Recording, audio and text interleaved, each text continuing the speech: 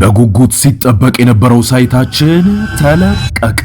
የትላልቅ ንግዶች መነሻ በሆነችው ተክለ ሃይማኖት ዘመናዊ ዱባይ ስታንዳርድ ሞል በአንድ ዓመት ጊዜ ውስጥ ተረክበው ወደ ስራ የሚገቡበትን ከ25 ካሬ ሜትር ጀምሮ ከበቂ የመኪና ማቆሚያ ጋር ከግራውንድ ፍሎር እስከ 3ኛ ፎቅ ድረስ ለመኪና መለዋወጫ፣ ለኤሌክትሮኒክስ፣ ለስቶር፣ ለካፍቴሪያ ሁሉንም እንደ ምርጫው ነግዶ ለማትረፍ ገዝቶ ለማከራየት ሱቅ ከነገበያው አቅርበንሎታል። እንዲሁም ፒያሳ ወዳጅነት ፓርክ ፊት ለፊት ባለ 1 መኝታ በ3.6 ሚሊዮን ብር፣ ባለ 2 መኝታ በ5.8 ሚሊዮን ብር ሙሉ ክፍያ በመሸጥ ላይ እንገኛለን። ለበለጠ መረጃ ከታች ባለው ስልክ ይደውሉ። ሜሪትስ ፕሮፐርቲ። ሰላም ጤና ይስጥልኝ። የተወደዳችሁ የሰለዳ ሚዲያ አድማጭ ተመልካቾቻችን እንዴት ቆያችሁ? ለዕለቱ መራርጠን ወደ እናንተ ለማድረስ ያዘጋጀናቸው አዳዲስ ትኩስና ወቅታዊ መረጃዎችን ይዘን ቀርበናል። መረጃዎቻችን እየተከታተላችሁ እስከ ፕሮግራማችን ፍጻሜ ከኛ ጋር እንድትቆዩ ከወዲሁ በታላቅ አክብሮት ጋብዛለሁኝ። በአክሱም ከተማ ሲደረግ የነበረው የህወሓት ቡድን ስብሰባ ሙሉ በሙሉ ጦርነት ለመክፈት በመወሰን መጠናቀቁ ተገለጸ። ለ3 ቀናት በሻዕቢያ ሰራዊት ጥበቃ በአክሱም ከተማ ሲካሄድ የነበረው የቀድሞ ህወሓት ማዕከላዊ ኮሚቴ የሆነ ቡድን ስብሰባ ሙሉ በሙሉ ጦርነት ለመክፈት በመወሰን መጠናቀቁ ተሰምቷል።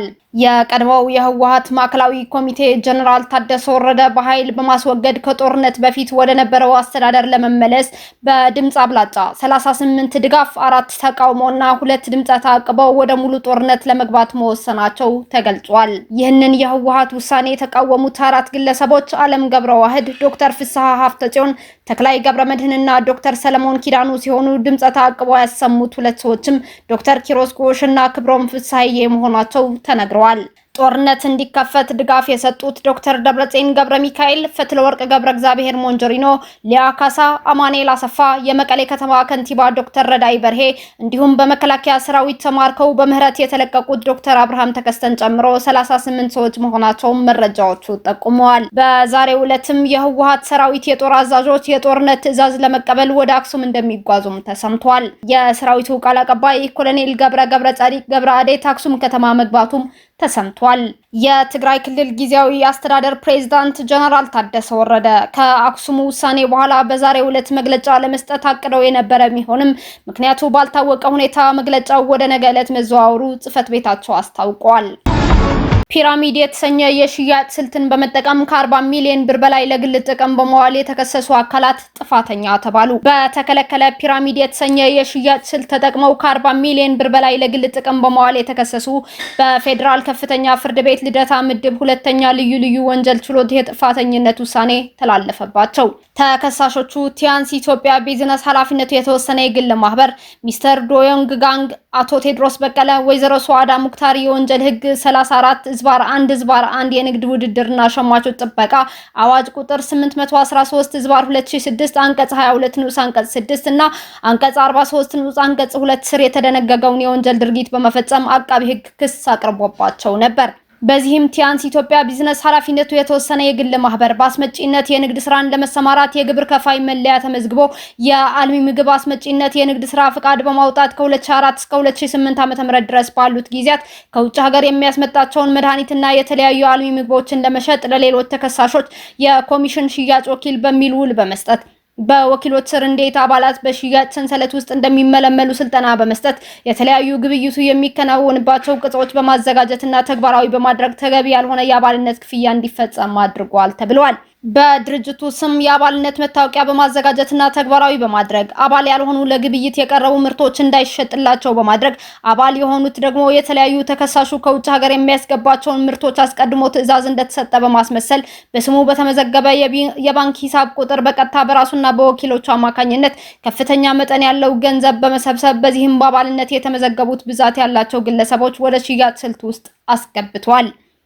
ለዚህም የተለያዩ ግለሰቦችን በመመልመልና በእነሱ ስር በሽያጭ ሰንሰለቱ ውስጥ እንዲገቡ በማድረግ ብዛት ያላቸው ግለሰቦችን በሰንሰለቱ ውስጥ በማስገባት የተለያዩ አልሚ ምግቦችን እንዲገዙ ወይም የገንዘብ መዋጮ እንዲያደርጉና በእነርሱ ቀጥሎ ሌሎች ሸማቾች የአልሚ ምግቦቹ የሚገዙ ወይም የገንዘብ መዋጮ የሚያደርጉ ከሆነ አሊያም በሽያጭ ስልቱ የሚገቡ ከሆነ በሚገቡ ሸማቾች ቁጥር ልክ ከፍተኛ የሆነ ገንዘብ ጉርሻ የመኪና ሽልማት ወይም የውጭ ሀገር ጉዞዎች እንደሚያገኙ በማስመሰልና ሐሰተኛ ገለጻ በማድረግ የአልሚዎቹን አሻሻጥ በመወሰን ቅጾችን በማዘጋጀትና ስልጠናዎችን በመስጠት በአጠቃላይ የሽያጭ ስልቱን በመንደፍ በፈጸመው ፒራሚዳዊ የሽያጭ ስልት ተግባራዊ በማድረግ ወይም ተግባራዊ ለማድረግ መሞከር ወንጀል ተከሷል። በሁለተኛና በሶስተኛ ተከሳሾች ላይ በቀረበው ሁለተኛ ክስ ደግሞ ተከሳሾቹ ከጥር 2006 እስከ ጥር 2008 ዓ.ም ውስጥ የድርጅቱን ጥቅም በህገወጥ መንገድ ለማራመድ በማሰብ ከላይ በአንደኛ ክስ ውስጥ የተመለከተው ተግባር አንደኛ ተከሳሽ እንዲፈጽም የመሩ በመሆናቸው በፈጸሙት ፒራሚዳዊ የሽያጭ ስልት ወንጀል ተከሰዋል። በሶስተኛ ክስ ደግሞ አንደኛ ተከሳሽ የወንጀል ህግ አንቀጽ 34 ንዑስ አንቀጽ 1 እና በወንጀል ድርጊት የተገኘ ገንዘብ ወይም ንብረት ህጋዊ አስመስሎ ማቅረብና ሽብርተኝነትን በገንዘብ መርዳትን ለመከላከልና ለመቆጣጠር የወጣውን አዋጅ ቁጥር 780/2005 አንቀጽ 29 ንዑስ አንቀጽ 2 ለና መስር የተመለከተው መተላለፉን አቃቢ ህግ ገልጿል። አንደኛ ተከሳሽ በአንደኛ ክስ ላይ በተመለከተው ወንጀል አማካኝነት ያገኘውን ገንዘብ ህገወጥ አመጣጡን ሰውሮ በስራ ላይ በመዋል በማዘዋወር ወይም በባንክ በማስተላለፍ ህጋዊ አስመስሎ በኢትዮጵያ ንግድ ባንክ 32,739,000 ብር እና በወጋገን ባንክ 7,768,000 ብር በድምሩ 40,507,996 ብር እንዲቀመጥና እንዲቀሳቀስ በማድረግ ከወንጀል የተገኘ ገንዘብ ህጋዊ አስመስሎ ማቅረብ ወንጀል ተከሷል። በአራተኛ ክስ በተመሳሳይ ቀሪ ተከሳሾች በወንጀል ድርጊት የተገኘ ገንዘብ ወይም ንብረት ህጋዊ አስመስሎ ማቅረብ ወንጀል ተከሰዋል። እንደ ኤፍኤምሲ ዘገባ የግራ ቀኙን ክርክር ያዳመጠው ችሎቱ በ16 ተደራራቢ ክስ በተከሰሱት ተከሳሾች ጥፋተኛ ሆነው በመገኘታቸው በመግለጽ የጥፋተኝነት ውሳኔን በማሳለፍ ለቅጣት ውሳኔ ለሚያዝያ 14 ቀን 2018 ዓ.ም ተለዋጭ ቀጠሮ ሰጥቷል። የቡርኪና ፋሶ መንግስት በመቶ የሚቆጠሩ ሲቪክ ማህበራትን አገደ። በኢብራሂም ትራኦሬ የሚመራው የቡርኪና ፋሶ ወታደራዊ መንግስት በሀገሪቱ ውስጥ የሚንቀሳቀሱ 118 የሲቪል ማህበረሰብ ድርጅቶችን ማፍረሱን በይፋ አስታውቋል። እነዚህ ድርጅቶች አብዛኞቹ በሰብአዊ መብት ጥበቃ ላይ የሚሰሩ ሲሆን ውሳኔው ወታደራዊ ኃይል እንደ አውሮፓውያን አቆጣጠር በ2022 መፈንቅለ መንግስት ካደረገ በኋላ በሲቪክ ተቋማት ላይ የጀመረውን ጥብቅ ቁጥጥር ይበልጥ የሚያጠናክር ሆኖ ተመዝግበዋል።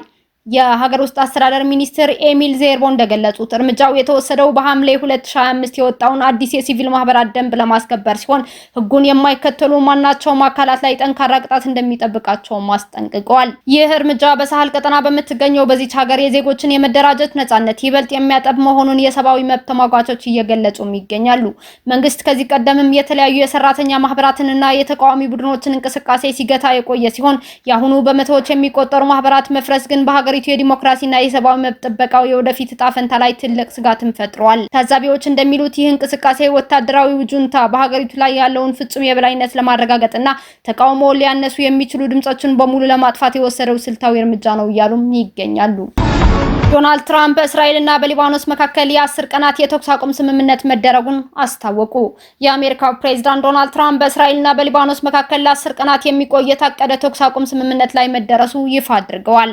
ፕሬዝዳንቱ በትሩዝ ሶሻል ገጻቸው ላይ ባሰፈሩት መረጃ እንዳመላከቱት ስምምነቱ የተደረሰው ከሊባኖስ ፕሬዝዳንት ጆሴፍ አውን እና ከእስራኤል ጠቅላይ ሚኒስትር ቤንጃሚን ኔታንያሁ ጋር የተሳካ ውይይት ከተደረገ በኋላ እንደሆነ ገልጸዋል። በዋሽንግተን ዲሲ የተካሄደው ይህ ታሪካዊ ውይይት በሁለት ሀገራት መሪዎች መካከል ከ34 ዓመታት በኋላ ለመጀመሪያ ጊዜ የተደረገ የቀጥታ ግንኙነት መሆኑም ተገልጿል። በውይይቱ ላይ የአሜሪካ የውጭ ጉዳይ ሚኒስትር ማርክ ሩቢዮ መሳተፋቸውም ተጠቁሟል። ፕሬዝዳንት ትራምፕ ይህንን ስምምነት የእሳቸው 10ኛው ስኬት መሆኑን በመጥቀስ የአሜሪካ ባለስልጣናት ለዘላቂ ሰላም ከሁለቱም ወገኖች ጋር በቅንጅት እንዲሰሩ መመሪያም ሰጥተዋል። ሩሲያ የጥቃት ኢላማ ያደረገቻቸውን የአውሮፓ ኩባንያዎች ዝርዝር ይፋ አደረገች። የሩሲያ መከላከያ ሚኒስቴር ለዩክሬን የሰው አልባ አውሮፕላኖችን እና መለዋወጫዎችን ያመርታሉ ያላቸው የአውሮፓ ኩባንያዎች ዝርዝርና አድራሻ ይፋ ማድረጉ ከፍተኛ መነጋገሪያ ሆኗል። ሩሲያ ይህ የአውሮፓ ሀገራት ድርጊትን ጦርነቱን ይበልጥ የሚያባብስና አውሮፓን በቀጥታ ወደ ግጭቱ የሚጎትት አደገኛ እርምጃ ነው ስትል ገልጻለች። እነዚህ በዩናይትድ ኪንግደም፣ ዴንማርክ፣ ጀርመን፣ ላቲቪያ፣ ስፔን እና ጣሊያን ውስጥ የሚገኙ ተቋማት ዩክሬን በሩሲያ ግዛት ላይ ጥቃት እንድትፈጽም እያገዙ በመሆናቸው ሁኔታው የማይገመት መዘዝ ሊያስከትል እንደሚችል ሚኒስቴሩ አስጠንቅቋል። የሩሲያ ብሔራዊ ደህንነት ምክር ቤት ምክትል ሊቀመንበርና የቀድሞው ፕሬዝዳንት ዲሚትሪ ሜድቬድ በበኩላቸው ይፋ የተደረገው ዝርዝር እንደተራ መረጃ ሳይሆን ለሩሲያ ጦር ኃይል ሊመቱ የሚገቡ የጥቃት ኢላማዎች ዝርዝር ተደርጎ ሊወሰድ እንደሚገባ በኤክስ ገጻቸው ላይ አስፍረዋል። ሜድቬዴቭ የአውሮፓ ሕዝብ ለደህንነት ስጋት የሆኑትን የእነዚህ ፋብሪካዎች ትክክለኛ አድራሻ ማወቅ አለበት በማለት ድርጅቶቹ የሩሲያ ህጋዊ የጦርነት ኢላማዎች መሆናቸውን አስገንዝበዋል። ይህም ሩሲያ ከአውሮፓ ድንበር ውጭ ጥቃት ሊሰነዘር ይችላል የሚል ከፍተኛ ስጋት ፈጥሯል። በሌላ በኩል የአውሮፓ መሪዎች ለዩክሬን የሚያደርጉት ድጋፍ አጠናክረው እንደሚቀጥሉ እየገለጹም ይገኛሉ። የዩክሬን ፕሬዝዳንት ቮሎዲሚር ዘለንስኪ ከጀርመንና ኖርዌይ ጋር በጋራ ድሮኖችን ለማምረትና ስምምነት የተፈራረሙ ሲሆን የጣሊያን ጠቅላይ ሚኒስትር ጆርጂያ ሜሎኒም ድጋፉ የሞራል ግዴታ ብቻ ሳይሆን የአውሮፓን ደህንነት ለመጠበቅ ስልታዊ አስፈላጊነት መሆኑን አጽንኦት ሰጥተውበታል። ሩሲያ የአውሮፓን የጦር መሳሪያ አምራቾች በኢላማነት በመዝገቧ በአውሮፓውያን በሞስኮ መካከል ያለው ፍጥጫ ወደ አዲስ አስፈሪ ምዕራፍ መሸጋገሩን ያሳያል። እስካሁን አብራችሁን ከኛ ጋር ስለነበራችሁ እያመሰገንኩኝ በሌሎች መረጃዎች እስክንመለስ እንደተለመደው የሶለዳ ሚዲያ ቤተሰብ በመሆን ላይክ፣ ሼር፣ ሰብስክራይብ ማድረጋችሁን አትርሱ። አዳዲስ ትኩስና ወቅታዊ መረጃዎቻችን በቶሎ እንዲደርሷችሁ የደወል ምልክቷን ይጫኑ። ስኬት፣ ድልና ሰላም ለኢትዮጵያውያን። ሶለዳ ሚዲያ